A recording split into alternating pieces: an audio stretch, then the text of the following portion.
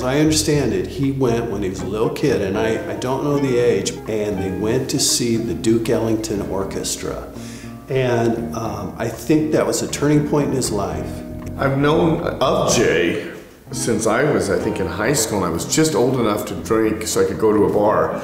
And there was a little jazz trio, and I'm sitting there, and he breaks into the Rocky and Bullwinkle theme. And of course, I'm going, oh, wow, that's kind of cool. And then they improvise on it, they run with it. I think they turn it into like a rhythm changes. And that was the first time I was kind of being exposed to the local players who could do what, and getting a sense of that. I had a guitar player named Van Nixon working with my 9-piece group at Eddie Webster's. Had 3 horn players and 4 rhythm and 4 singers.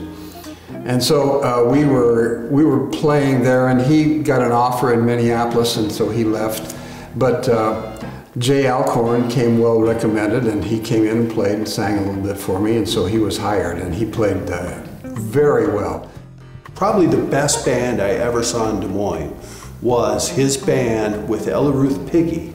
It was actually Sam's band. I think they call it the Sam Anthony Trio. But it was Jay Alcorn, Sam Salomon, and Wendy Allen. And these guys, they had this great lounge singer, Ella Ruth Piggy, who could sing the blues and could sing, the pop tunes of the period. But these guys were amazing improvisers, and it was a lesson every night, just watching.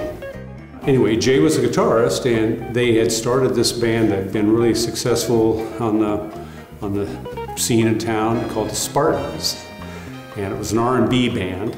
I joined that band, and we used to travel all over the state to play gigs, and probably one of the favorite that we used to do was Greenwood Park, and all the bands on Sunday would go down and play on the theater down there, and there was always somebody from the city standing up there with a sound meter, and as soon as they'd pull the thing, and so anyway, it was good times. We'd play a lot of gigs. I met Jay when I first came to Des Moines. I played with the Don Hoy groups, so straight old-fashioned combo music, and you never knew who was going to be in the band until you showed up. And I still remember, this was probably 1970, we booked at the Newton Country Club with a couple older guys. I think it was a sax player, Ding Ding, myself on accordion, Bob Maynard on drums, if anyone remembers Bob Maynard, and Jay Alcorn on guitar. And Jay was really into John McLaughlin at that time. And we were playing tunes like Moon River and, I Left My Heart in San Francisco. And I'll never forget, Jay would sit back in his chair, and he'd close his eyes and play these solos. And these older guys were looking at me like, what the hell is that guy doing? At one time I had a kind of an offshoot of the freestyle band called Grease Fire. And it was basically Bob Brown on drums and Jay on guitar, and we were trying to be a little more of a bar band. So we were playing at Richard's Extra Innings down on the south side. And the first tune we'd play, here it is, just a bar, and it's a small bar. It's like playing in your living room. And the first thing we'd play, Jay would do those opening chords to In a Silent Way from Miles Davis. And then I would play the melody, and then we'd go into the break, and that would be how we'd start some of the gigs. And that was always kind of fun. It's like pretty hip jazz in this living room bar.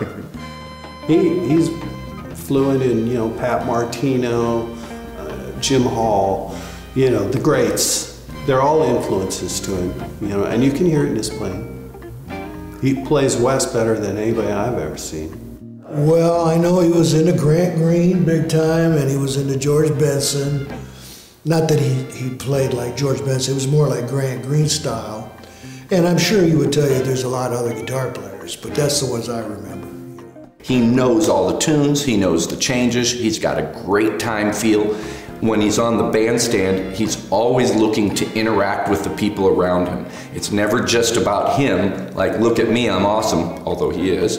But it's like, look at us and what we can do together to produce this music. As you know, he's pretty quiet, doesn't say a lot.